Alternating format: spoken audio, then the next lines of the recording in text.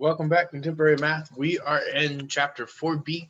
So in this section, we're going to talk about simple interest and we're going to talk about compound interest and the difference between the two. So that's what we start this section off. It's called the power of compounding. So we're going to do simple versus compound interest. So I want you to think about this. If you deposit $1,000 into a bank account and they're going to pay you 3% interest each year, how much are you going to have after 3 years? So the first thing that you're probably thinking about is going to probably be the way to solve simple interest. So if I'm doing 3% of $1,000, this is going to give me $30. And so if I'm doing $30,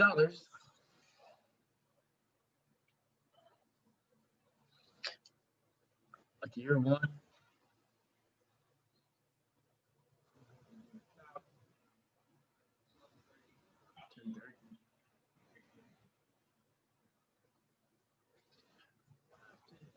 plus 30.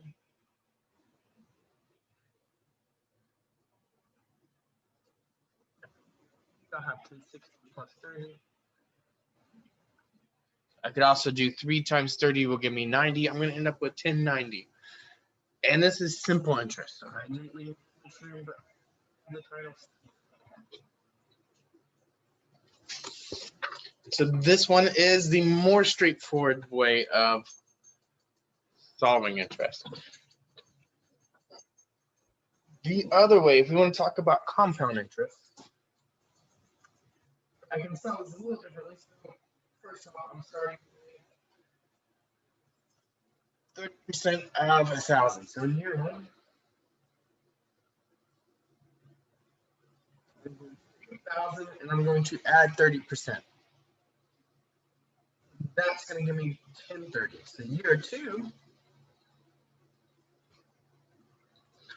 I'm doing 1030, but I'm also doing another 30%.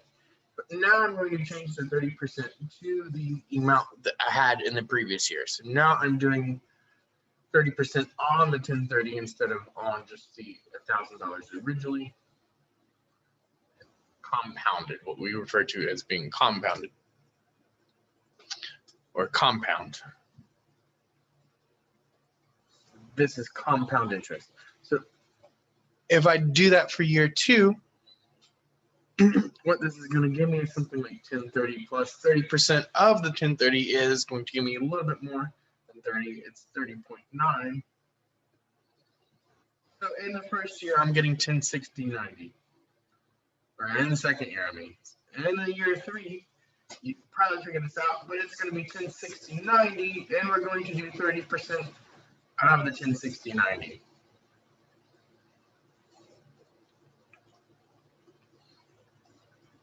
And so in this scenario, we're actually taking interest on the interest that we make each year. In this first scenario, we are not taking interest on anything but the principal amount on the $1,000. And so this final one gets 1060.90 plus 30% is 31,827, so probably 83. They give me 1092.73. So did I make more interest versus 1090 versus 1092.73? So $2.73 over 3 years. Isn't that great? But it's only 3 years, and it's what, 3% interest. So it's pretty low. So another way to title it, to explain this, and then get at it here. So the principal is the balance upon which interest is paid. So the principal is the original amount that you throw in there. So it would be the $1,000 in this scenario. So the simple interest is where you only pay interest on the principal. So we're paying interest. We're paying 30% of the $1,000 principal, or $30 each year. So we're going $30 up each year. The compound interest, we take a percentage of the principal, which is this one. But each year we're going to add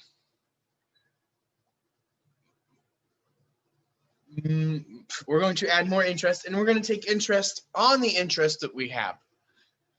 And so each year we're taking interest not just on the principal, but also on the interest that is occurring. So compound takes interest on interest. So I think that's basically what they're saying. I guess I could read the words out loud. So simple interest is interest paid only on the original investment and not on any interest added at later dates. So these are things like bonds would be in simple interest. Whereas compound interest, they're going to pay interest both on your original principal and original investment and on all interest that has been added to the original investment. And if we look at this thing, when we say compound, or if things are being compounded, we will typically give you a time in which they're being compounded. So this would be compounded each year. We're doing the compounding. So when we refer to the compounding, it refers to actually crunching the numbers and figuring out the amount that you have. So compound interest, you're earning interest on interest, and this is just interest on the principal. So most bank accounts are going to have some sort of form of compound interest. Okay, so let's look at our next example. Suppose we put $750 in a savings bond that promises a simple interest rate of 13% per year. How much money will you have at the end of 5 years? So simple interest, if I'm being honest, I'm probably not going to provide you with any sort of formula for this. I feel like it's pretty straightforward. We're going to take 13% of our principal. So 13% of our principal is going to be $750. 13% of 7050, it should give me 9750.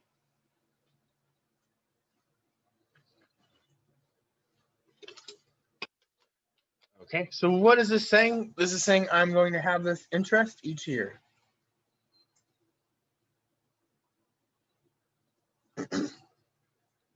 Okay, so if I want to do it for 5 years,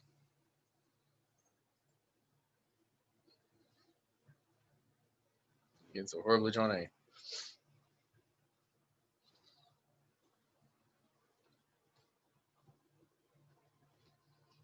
How much interest do I have for 5 years?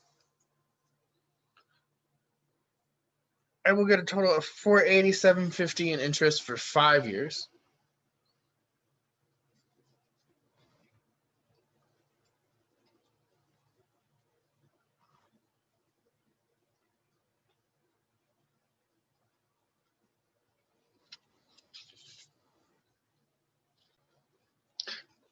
And so this 487 represents interest. And this is my total interest. So if you want to put total maybe in there, this is my total interest. So this is the total interest. This is not what they're asking. They say, how much money will you have at the end of 5 years? So you still have to take the original. You started with 750, and then you're going to add 487.50, which is your interest. And if we add these two numbers, I should be getting something like 1,237.50. 1,237.50. So you will have this amount in your account after what, 5 years?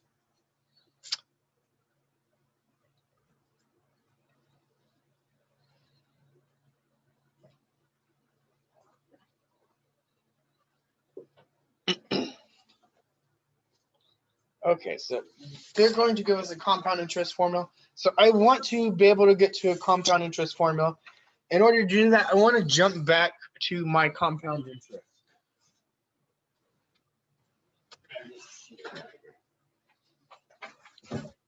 And we did an entire section over percentages. So I want to look maybe at like what's happening here. And I can really write this out as 1,000 and what, 30%, 0.03, all right. 0.03 of 1,000. I think I messed up on my decimal place here, didn't I? 0.03. 0.03. They're just all.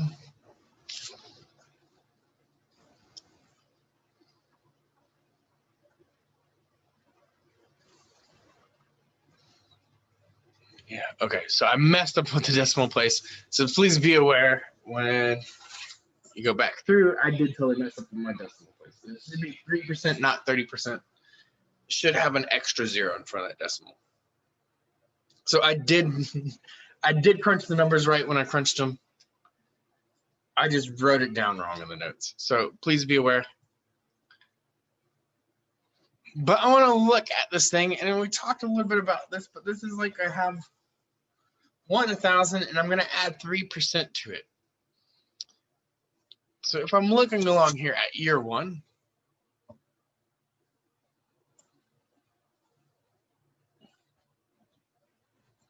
I see the 1,000 plus the 1,000 times the 3%. I can think about that as 1,000, and I have 1 plus 0.03 or 103% of this thing.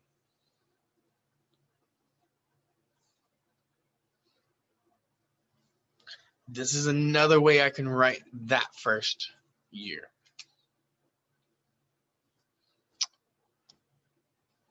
And this is equal to 1030 is the amount that this is going to give me. And so this is coming from this thing. If I have one of these and I have 3% more, I have 1 plus 0.03 or 103%.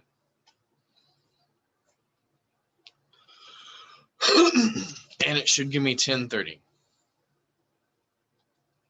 If I'm going back and looking at my year two, I'm taking 1030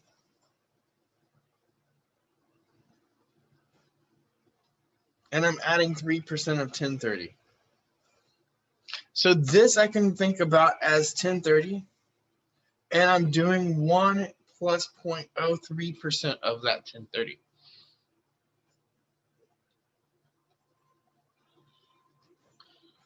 Okay, so this, if I'm looking at this thing, I can rewrite 1030 and I can rewrite it as 1,000 times 1 plus 0.03. So this thing, and let me highlight it here, this thing right here, this 1030 is what I'm looking at. So instead of 1030, I can rewrite this as 1,000 and 1 plus 0.03. And I still have to account for this thing that looks like 1 plus 0.03. So I can rewrite this as 1,000. And I have this thing happening twice, and it's being multiplied. So if I really wanted to, I could write this as 1.03, 1 plus 0.03 being squared. So if we look at year one, it looks like 1,000 times 1 plus 0.03. And we don't have an exponent, but if we really want to write an exponent, we could look at it like to the first power. If we write out the second year with our compound interest, it looks like 103% of the 1030, but the way I can rewrite the 1030 is as this thing right here, 103% of 1,000. So you might notice a pattern starting to develop here is each year we're going to take 103% of the previous year. So each time we're going to multiply it by 103%. So this next year looks like what was the third year, 1060.9. If I wanted to, I could say this is 1060.9. So in the third year, we start out with 1060.9, and we want to add 3% of the 1060.9 back to it. Again, this is 1060.9, and we're going to do 1 plus 0.03. But 1060.9 looks like this thing.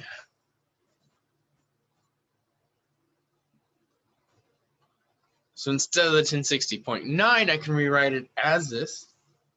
And I still have a 1 plus 0.03 I have to put here. Now I have 3 of these things, so you might be noticing a pattern. 1 plus 0.03 to the third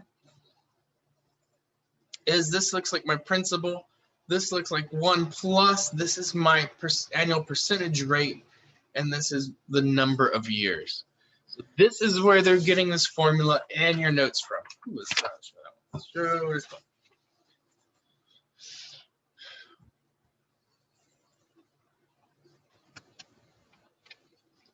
taking our principal. We're doing one of our principal plus our percentage rate.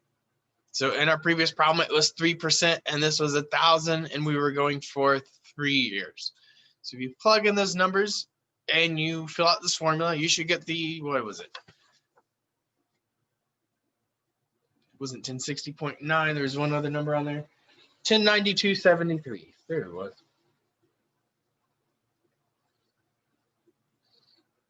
So again, this is the sort of work we would have to do for 3 years if we wanted to do 3 years. If they asked us to compound something for like 10 or 20 years, we don't want to have to like write out this every time, right? We want to start with something where we could just sort of plug in numbers and solve this thing. So this is the formula. And again, like, I'm not expecting you to memorize formulas in this class. If I want you to use this, this will be on your test. I'm not expecting you to memorize this sort of thing. You will have to know that A is the accumulated amount. This is the amount that you end up with. P is the principal, is the amount that you start with. 1 is a number. APR is my annual percentage rate. So they're going to give it to you as a percentage. You're going to have to convert it to a decimal. And then Y is the number of years. So this is the compound interest formula for interest paid once per year. So this is, we're compounding things once per year. That's what it should look like. Okay. Now we have an example where we can use this thing out. Amount is equal to my principal times 1 plus APR to Y.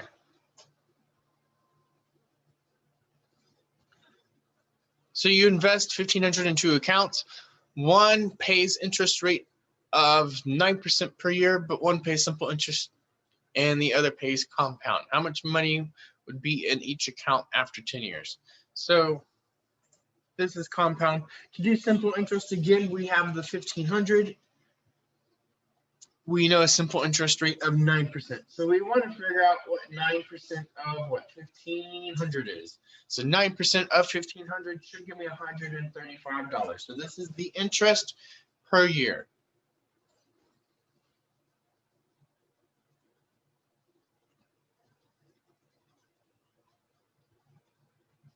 If we're doing 135 for 10 years, 1,350 would be the total. And again, this is my total interest. So I want to take 1,500 and my total interest of 1,350. And if I add them together, I should get 2,850 in my account after 10 years.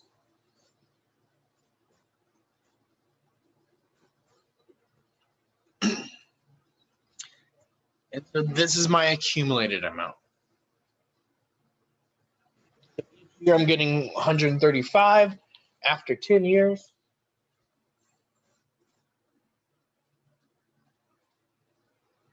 It's going to be 1,350 total interest that I'm going to earn on this thing. And I'm going to end up with 2,850 in my account because I started out with 1,500. I'm getting 1,350. Ooh, excuse me, be 2,850.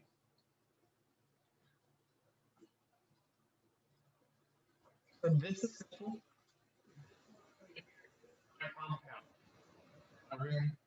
Squish it in here.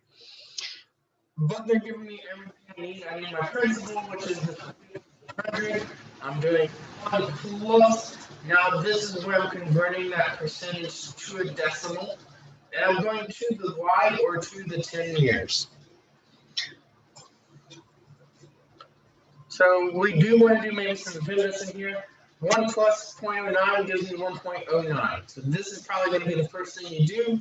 And then the next thing you do is you have to raise this thing to an exponent. So 1,500, and I'm doing 1.09 to the 10. I mean some number like 2.36736, somewhere in that ballpark. And so if I'm calculating this all the way through, multiplying the things, I should get 1.05. And we're talking about dollars. Put a dollar sign.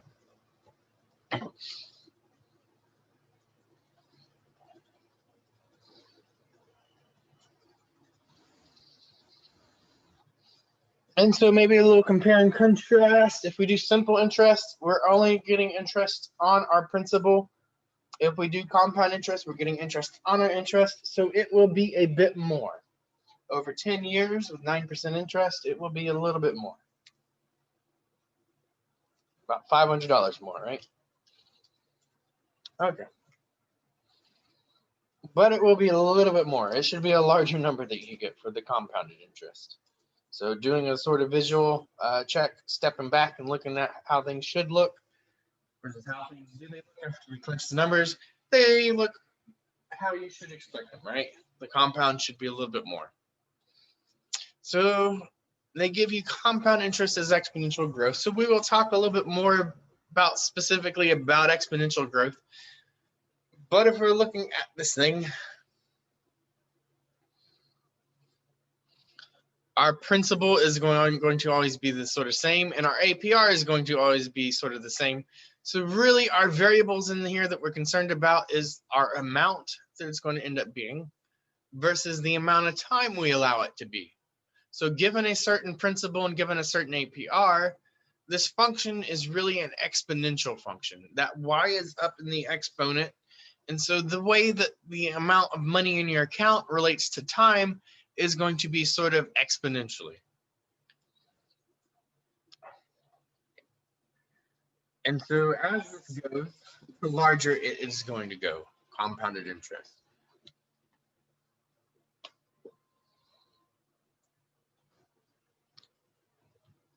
And so the longer we let it go, the more it's going to increase between each year as well, right?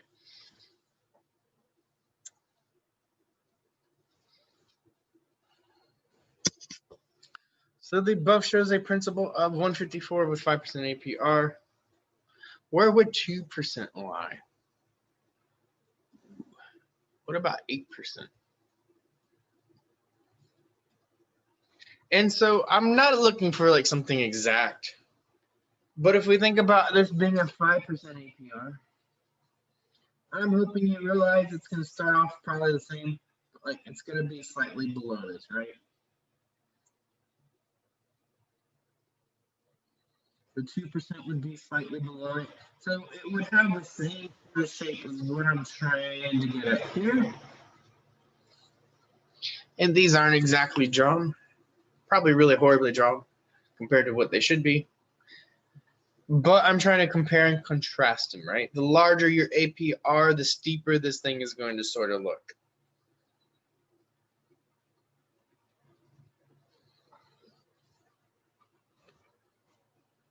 Okay.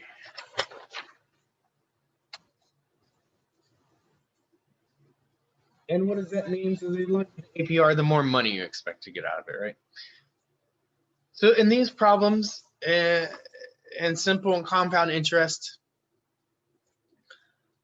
they're going to differ from the ones we do in the future. So in the future, we'll do things like savings where we make continual payments. So these are sort of like, excuse me, we're throwing money down on an account and we're not touching that account anymore.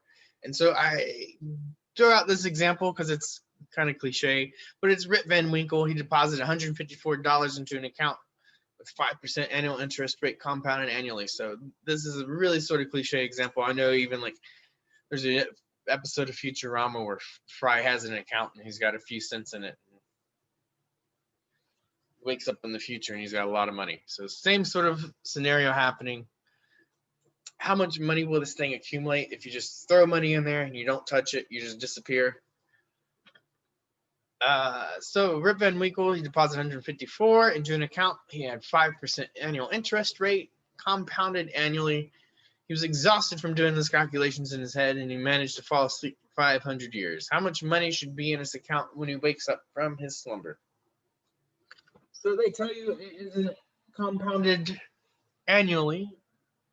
Once per year. So it looks like P times 1 equals APR.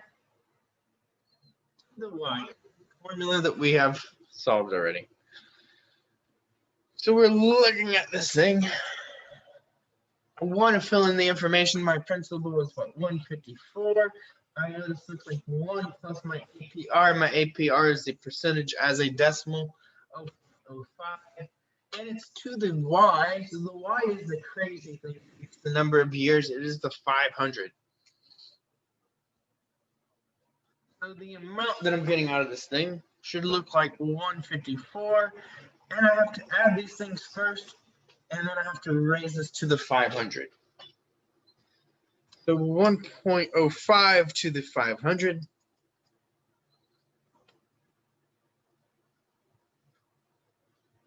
Ooh, gives me a crazy large number, 3.93 times 10 to the 10th or something like that.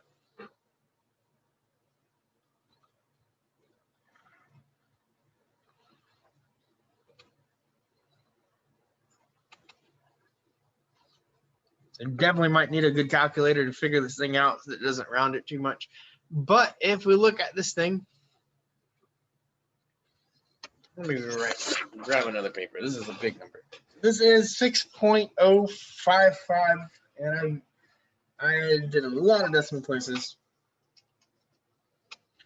6.0557821 times 10 to the 12th.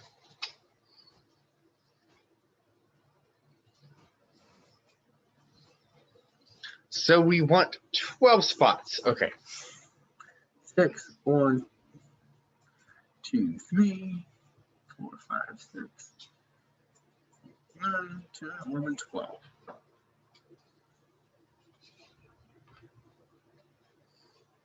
Thousands, what was that? Millions, billions, trillionaire. I think he's a trillionaire now. 6 trillion.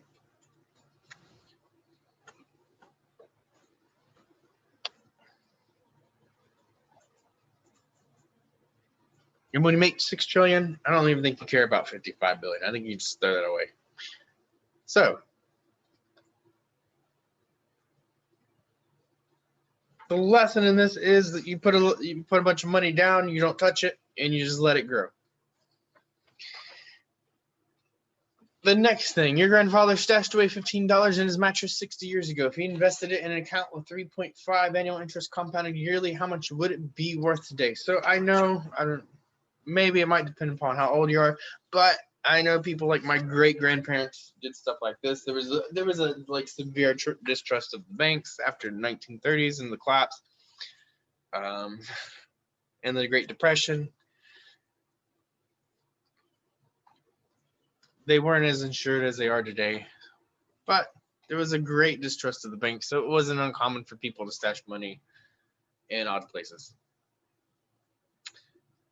So this is the same formula we're using for this.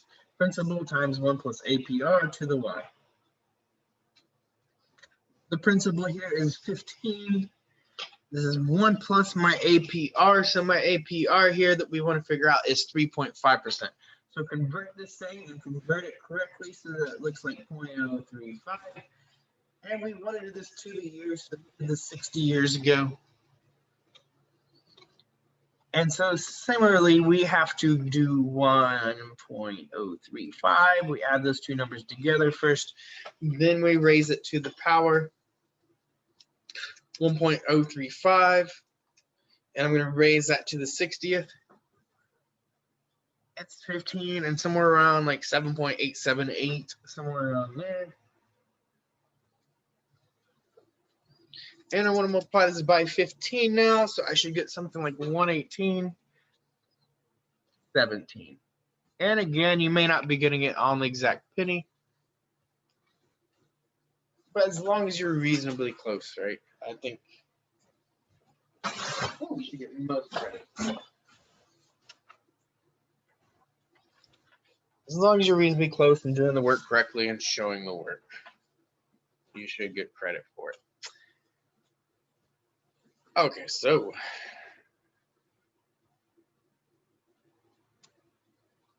how much would it be worth today? So he starts out with $15, and in 60 years, it would be worth 118 versus how much he's got now, which is 15. So it would definitely be better to put it into an account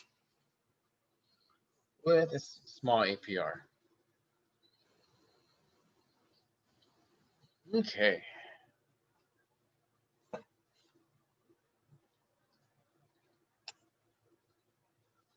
And again, just to point out the PEMDAS, we do the parentheses first, we do the exponents next, and then we multiply. Would be the correct order of operations here. Okay, so this is what if your compound interest is paid once per year. We're compounding things once per year. Okay, so now we want to imagine what happens if we don't compound it once per year. What if we compound it more times? Imagine we're depositing $1,000 into a bank account. They're going to pay 3% interest. And now we're going to compound it quarterly, which means 4 times per year. How much will be in the account after 1 year? How much after 2 years?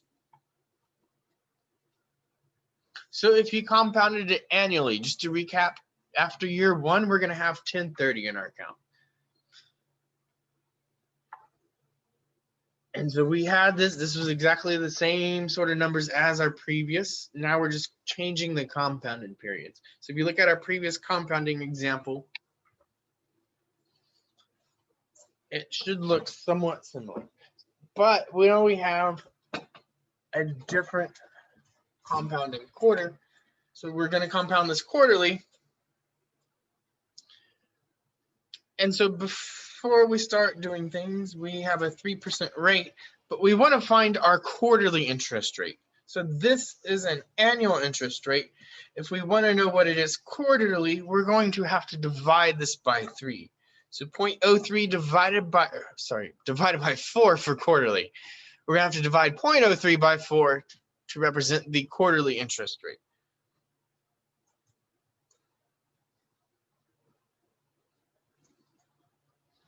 Rest. Okay. So my quarterly interest is 0.03 over 4. This is 0.0075. So my interest rate changes if I do it quarterly. I got to change it to a quarterly rate.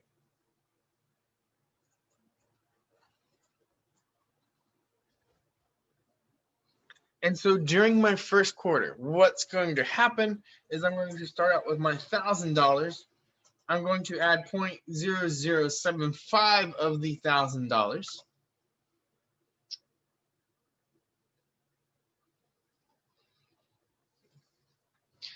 Similar to the way I did before, but now I'm doing this thing quarterly and crunching these numbers quarterly. So if I do this, I'm going to get 1,000. And I'm going to get 1 plus 0.0075 is another way I can write this. I have one of these thousands and I'm adding 0.0075s of another 1,000 there.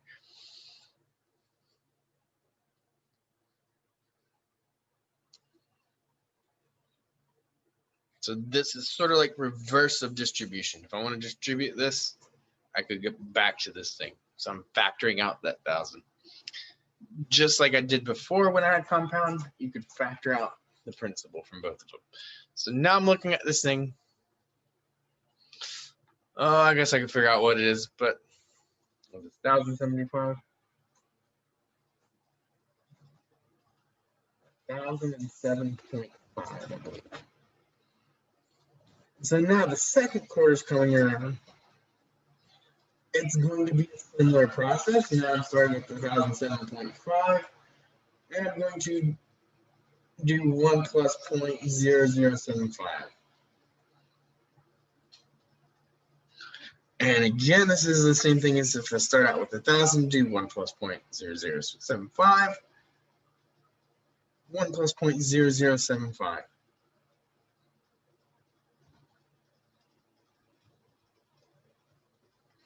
And so the second quarter is going to look like the 1,000, 1 plus what, 0.0075 to the second. My third quarter, and I don't want to keep getting at this, it's going to look like the same thing, but it's going to be 1,000, 1 plus the 0.0075, and now we're going to raise this to the third power. In the fourth quarter, so this is after a year,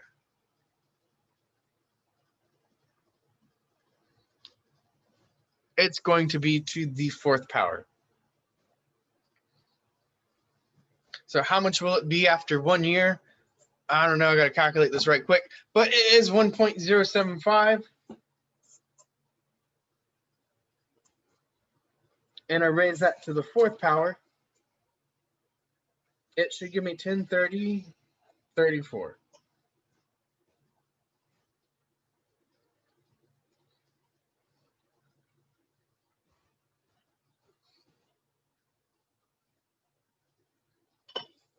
So I'm doing 1.0075. I raise that to the fourth, and I multiply that by 1,000, or I move it 3 decimal places over. Okay, so that is for the first year. If I want to do the second year, you can think about it as what, 8 quarters? This is another way to think about it. But I'm going to go 4 more quarters. I'm going to go a total of 8 quarters. So if we want to do 1,000 to what, 1.0075 to the 8, that would give you after 2 years. Okay, which is 1061.60 if we calculate this. And how am I getting 8? Just to remind you, I'm going to do what? 2 times 4 is what I'm doing. I'm doing 2 years, and it's getting compounded quarterly is where I'm getting this 4 from. Same thing here. I could do 1 year, and it's getting compounded quarterly. I'm doing 1 times 4. 1 quarter is going to give you 1 year. 2 quarters is going to give you, or 2 quarters is going to give you a total of 8 compounds.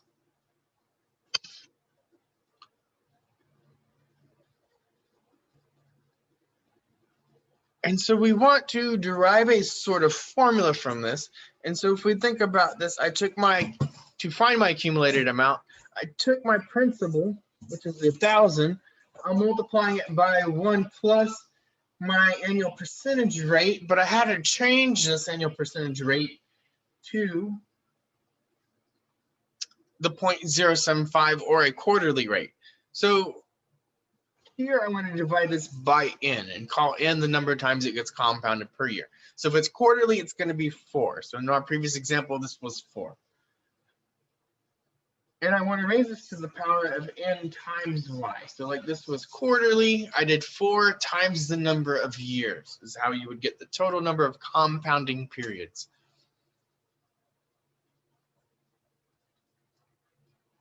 Okay, so if we have principal, we have 1. The new thing that we have here really is our n. This is a formula they're giving us, 1 plus APR divided by n to the ny. So we will go and plug things into this, and we will talk a little bit about the order of operations behind this. Make sure we get those things down. But this is a formula that we're getting at here. N is the new variable here. It is the number of compounding periods per year. So if we want the total compounding periods, it's the number of compounding periods per year times the number of years. Will give us the total number of times we're compounding it. The other thing that differs here is we have to change the rate to whatever rate they're giving us. So this is the yearly rate. We divide it by n to get the either quarterly, or we could do monthly, right? If we do monthly, n would be 12. If we do quarterly, n would be 4. If we do biannually, n would be 2. So they could give us any sort of word out there to indicate what n would be. I want to look at this. What if n is 1? What does that mean? That means we're compounding this thing 1 times per year. You might notice if n is 1,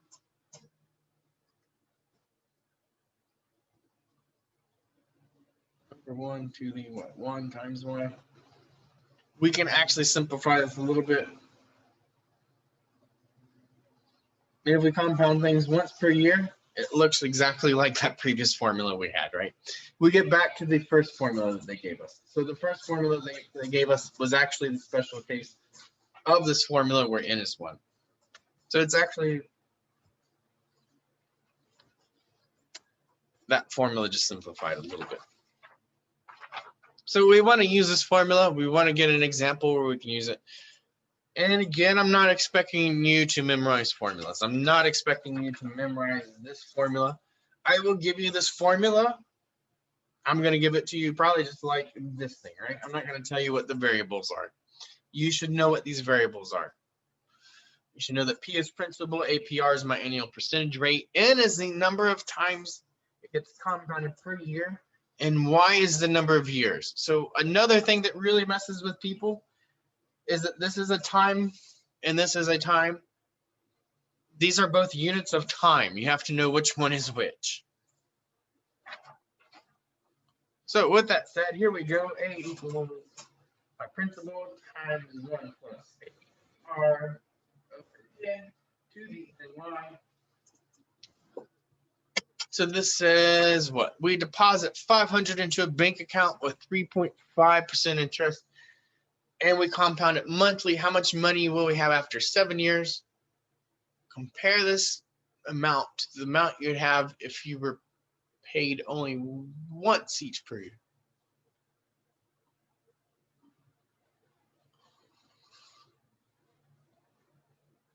Okay. So the first thing, let's say you deposit $500.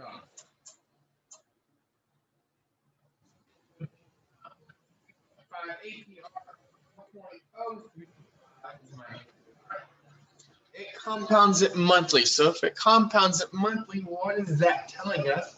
That's telling us our N should be 12. So this is 12 and this is 12. The other thing here is we need the number of years should be 7 years. So this should be the, hopefully this setup of your equation.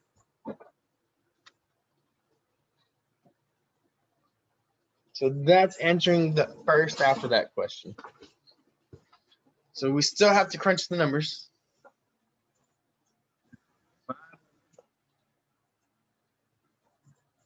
So the first thing I want to do is divide what? 0.035 divided by 12 gives me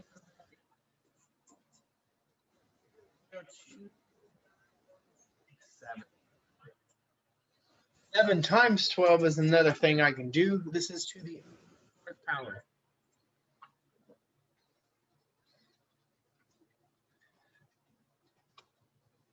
So I want to take this, I want to add these two numbers first. So this is 1.002967. And I want to raise that to the 84th power.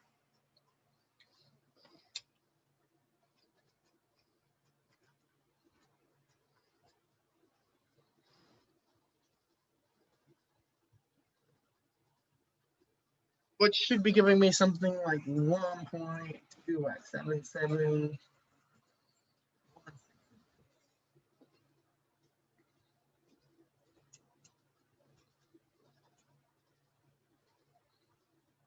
And if I multiply that by 500, I should be getting something like 638.58.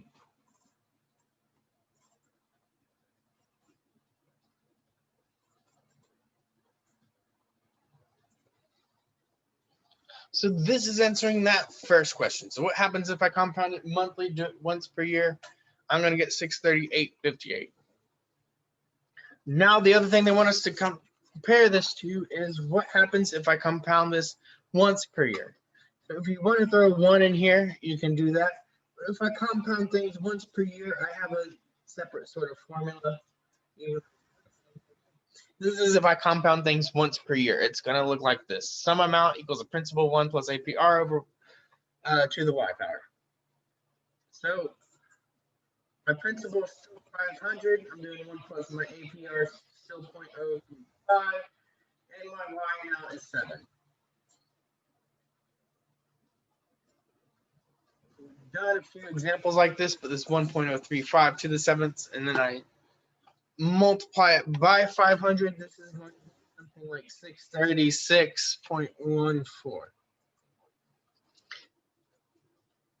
And so if we compounding it once per year, we're expecting 636. If we're compounding it monthly, we're expecting 638. So it's not a whole lot more, but it is a little bit more if you compound it more times. So we are getting a larger amount by increasing the number of compounding periods.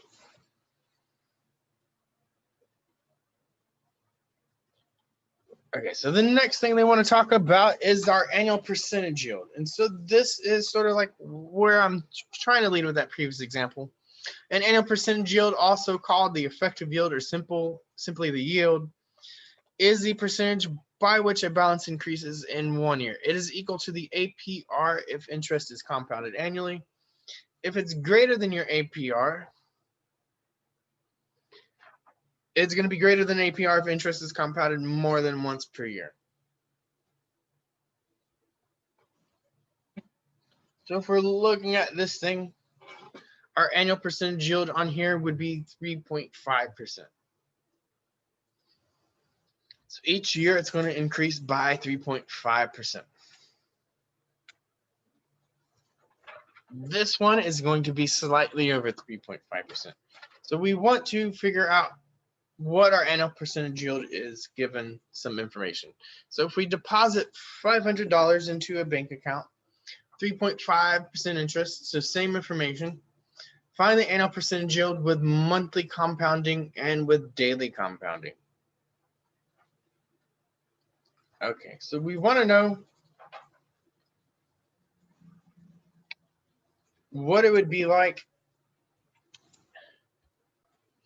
if I compounded this thing and I did it for a year. What would be my yearly increase on this account? So that's what we want to figure out, is the yearly increase for 1 year. So if we want APY, we know our 1 year increase. My Y should be 1. So everything else I need to fill in. So my A will be equal to P, which is 500.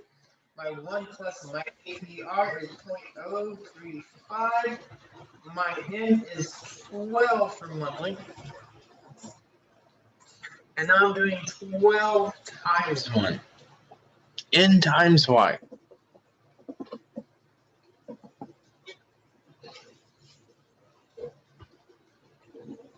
So I'm filling in my information to my formula, where my Y is.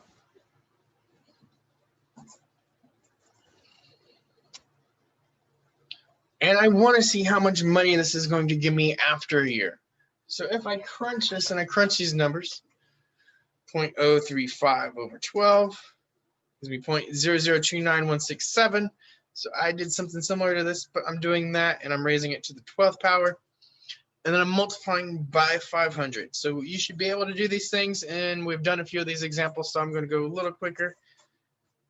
But this should be giving me somewhere around 517.78. So I throw this into my formula and figure out what my account is going to be after a year. And now I want to know what this increase is. So if I go from 500 to 517.78, what percent increase is that?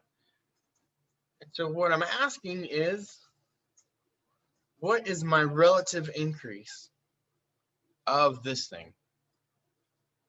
And so this is my APY right here, is my increase or my yield for 1 year.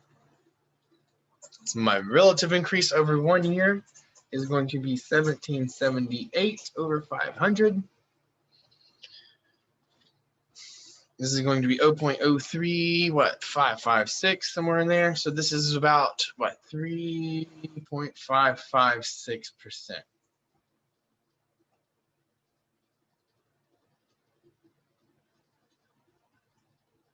So this is if we want to do it monthly.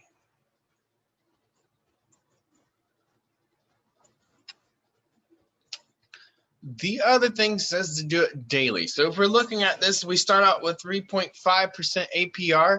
If we do it monthly, we're going to get something like 3.556%. It's going to be a little bit over 3.5. We're going to earn a little bit over 3.5 per year because we're doing a compounding period that is more than once per year. If we do it daily,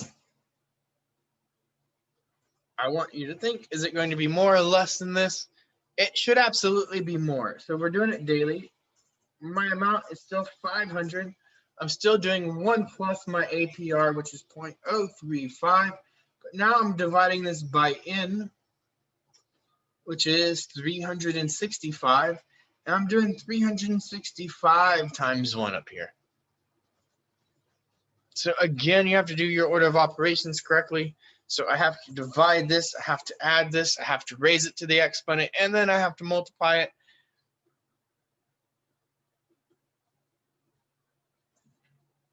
Okay, let me double check my solution. 0.035 divided by 365. I want to add that to 1. I want to raise that to the 365. And then I want to multiply that by 500. Okay, so I should be getting something like 517.81. Not a whole lot more than the previous one, but it's a little bit more. And now if I want my APY, I'm doing 517.81. Minus 500 over 500. I want to find my relative increase over 1 year. And if I'm looking at this, this is giving me 1781 over 500. And so this is giving me a little bit more. I'm getting 3.562% instead of 3.55. So it is a little bit more, not a whole lot more, but it is a little bit more. And so you might start asking yourselves, well, if I compound this thing once per year, and I crunch those numbers and solve things out once per year, I'm going to get a little bit out of this. If I do it, 12 times per year, I'm going to get a bit more. If I do it daily, I'm getting even more. So how many times do you want to compound this? We could do it once per year. We could do it monthly. We could do it daily. I don't know. We're going to go smaller. We can do it every hour. We can do it every minute. We can do it every second, millisecond. We can do a billionth of a second, a trillionth. How many times per year do you want to compound this thing is the question. And as it turns out,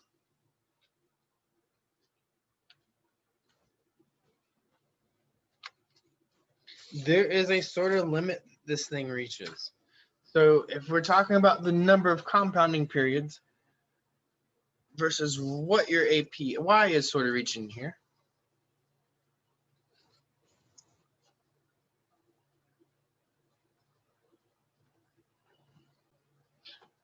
and so there's this sort of leveling out that sort of happens when we do this. So if we're looking back at our formula, A equals my principal times 1 plus APR over N, APR by. What's sort of happening here as this thing increases, what's happening, and let me get some red in here, maybe someone can see it, is that this thing is sort of reaching a sort of limit. This APR and this thing right in here is reaching a limit.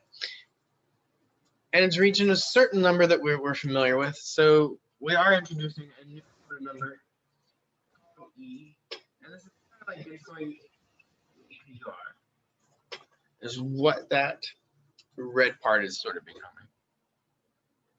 Reaching this sort of limit as N, we go to infinity with our N.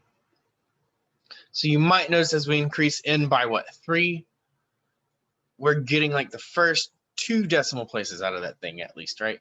We go and increase N to 12, so this is going up by 8 plus 8. You might notice I'm increasing by a substantially larger amount each time, from like 10,000. Ooh. Let me get my zeros lined up. 2, 3, what is that, like 90? Yeesh.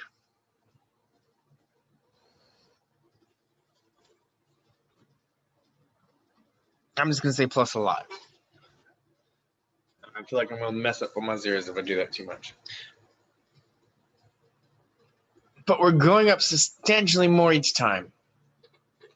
And you might notice these things, I'm not actually getting substantially more in my APY or in my yield that it's giving me. it's kind of narrowing it down. So we know it's going to be somewhere around 0.35619. 7, so we can probably get it at least to that many decimal places. 708. So I can go up a lot more, but it's only going to give me a little bit more decimal accuracy each time. So I'm getting pretty close to numbers, what this sort of is indicating here. I can go up a whole lot more, and it's not going to change this too much, right? So this is sort of leveling out.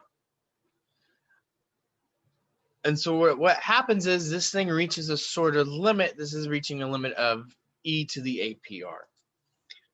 And so they give us this new formula. And so this is like continuously compounding is what they call it. So I asked you how many times can you compound this thing per year. So if we compound it 10,000 times per year, or 1,000,000 times, or 1,000,000,000 or 1,000,000,000,000, is it possible to compound it infinitely many times per year? And so that is something that, you know, like realistically, it probably doesn't make a lot of sense to say I'm compounding this thing infinitely times per year, but it is something we can do, and it is something that when we do it, this reaches a limit, and now we have a new formula. We call this continuously compounding. So this literally means like we're compounding this thing infinitely many times per year. This is the most amount of times you can compound something. So ideally, we want stuff to be continuously compounded. Another way.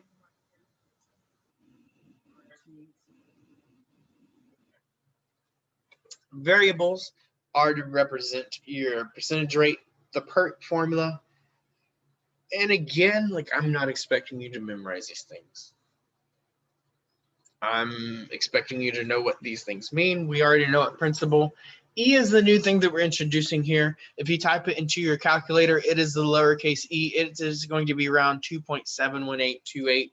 It is an irrational number. It is a thing on its own. It is the natural number. So we have the natural, and then we have the natural log, which is the opposite of this, and this is the natural exponential. So this is e to the first. So if you do e to the first power on your calculator, and again, it's the lowercase e, the uppercase e is reserved for the scientific notation stuff, you're going to get this number. So this is an irrational number. It's going to go forever and ever. It's going to repeat, kind of like pi. It is its own sort of thing. It pops up time and time again in nature and certain things.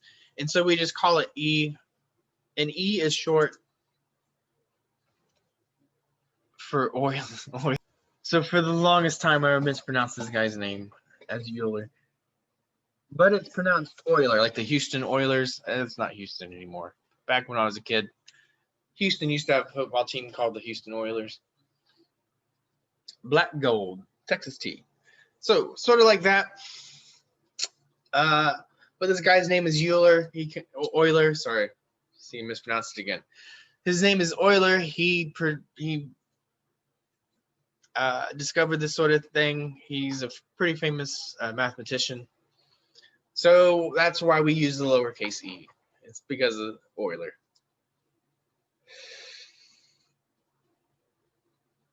Okay. So we have this new formula. It's got a weird number called e in there. So maybe make sure you have a calculator that has this number in there. If not, this is probably a pretty good approximation for most of the stuff that we're doing. But we want to deposit $50 into account with APR of 10%, and it's continuously compounded. How much will you have after 12 years? For A, e to the RT, which is APR times.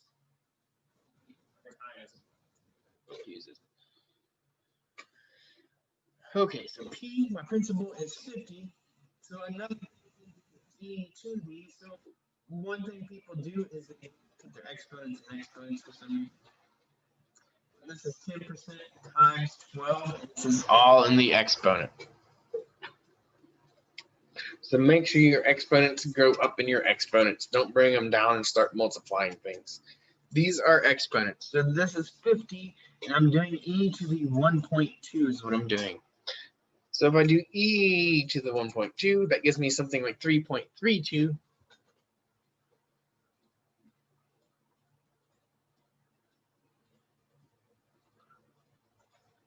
And if I multiply this by what, 50,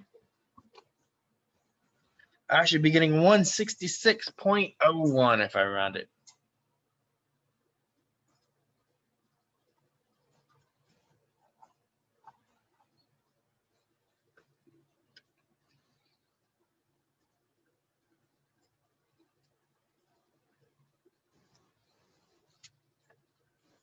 Okay.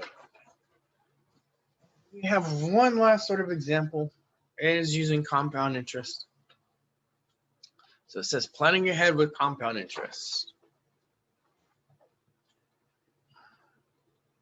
So example 8, suppose you put money in an investment with an interest rate of APR 5%, compounded monthly, and you leave it for 20 years.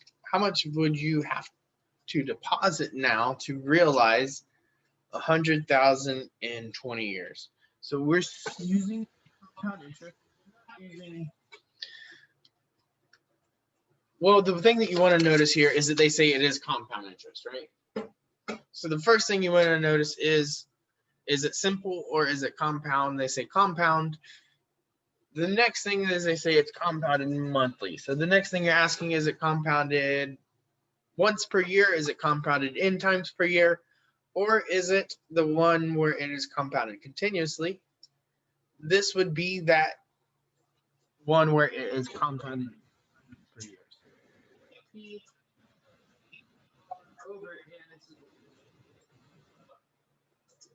That hopefully pops out at you that we need to use. It is compounded monthly. That is telling us our n is equal to 12.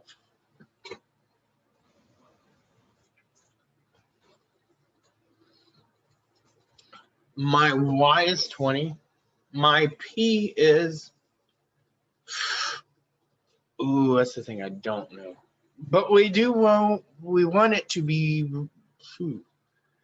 how much? Yes, that's a weird way to ask it. So how much would you have to deposit now to realize 100,000? So they're saying realize 100,000. What realize means is like, how are you going to earn that? So this is actually our accumulated amount. So what they're asking is if our A is 100,000, our P, they want to know what P is. We have 1 plus our APR is the 0.05 over n, which I already said was 12. And this is times 12 times to the 12 times my y, which is 20 years.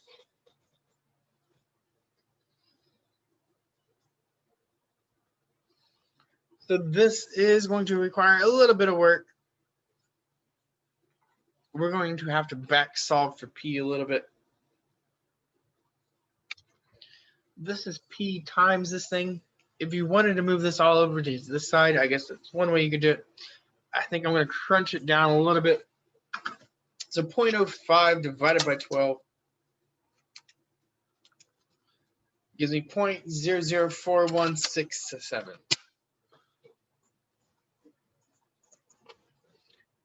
And so I'm going to divide this and add this kind of all in one step. So this should be 0.00167. I want to raise this to the 12 times 20, which is 240.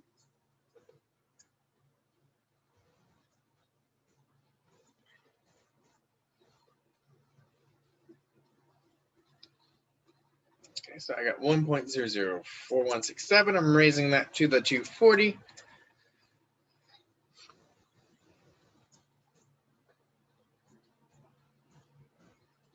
And so this is giving me an amount like 2.712856.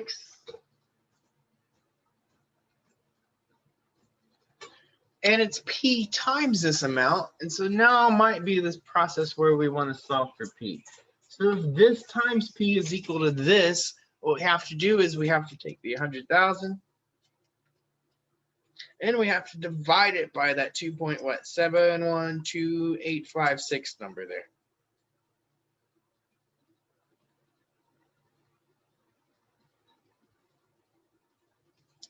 And if you don't round things, you may not get the same solution. But I did round things to what I did in my notes. 36861.52, I think is what I'm getting. So in order to realize $100,000, you would have to deposit $36,861 in here. This was with rounding things. I think without rounding things, I had to get 36,864.45. This is exact. So I usually saw things exactly just in my calculator. I just let my calculator round things.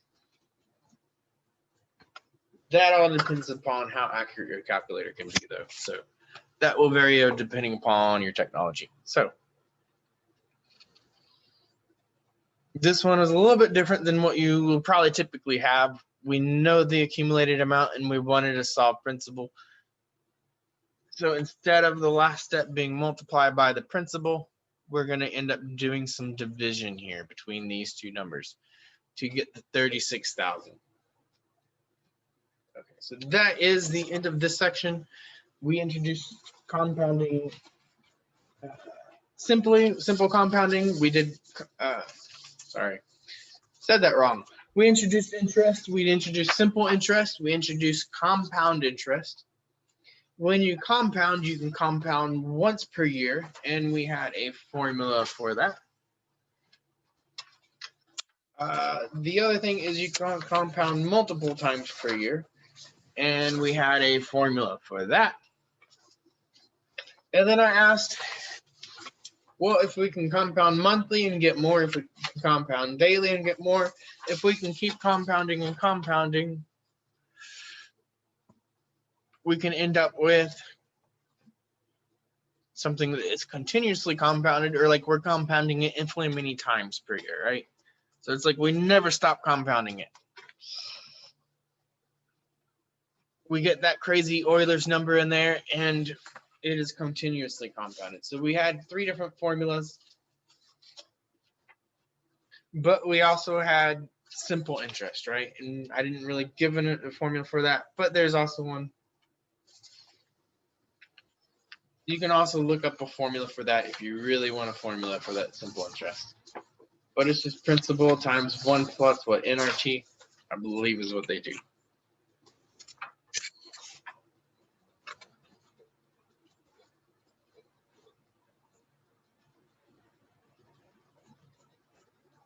So I believe the book might give something like that, 1 plus RT or APRY, I guess is what your book probably uses, right?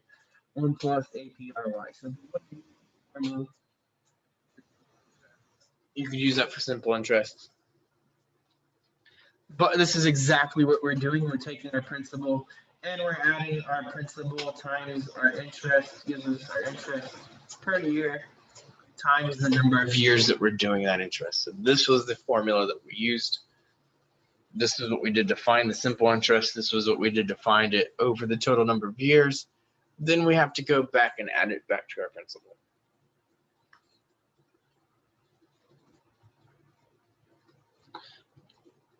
All right, so that is all we have in this section. I will see you all in class soon, so stick around and we will finish off this chapter.